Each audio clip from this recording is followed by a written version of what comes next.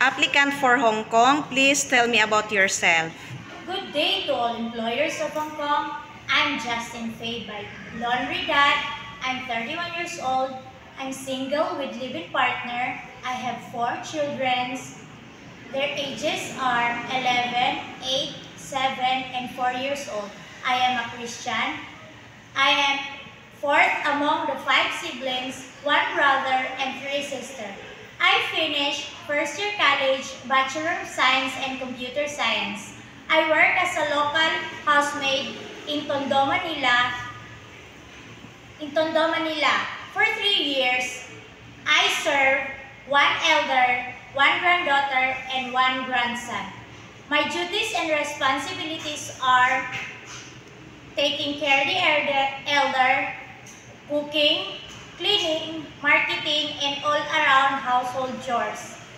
Why do you intend to work in Hong Kong? Aside of a beautiful country, it has a high salary. What is your relationship with your previous employer?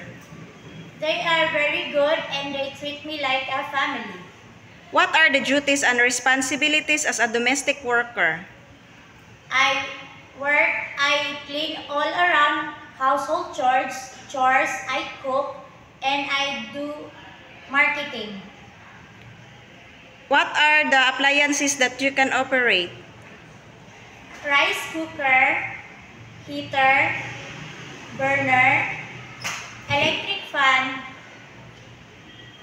iron. What is the first thing to do before you prepare your employer's food? I wash my hands all the time. What is your message to your future employer? Ma'am, sir, if you give me a chance to choose me as your domestic worker, I promise to do my duty and responsibility very well. I am good employee, patient, obedient, trustworthy, and hardworking. Thank you and God bless.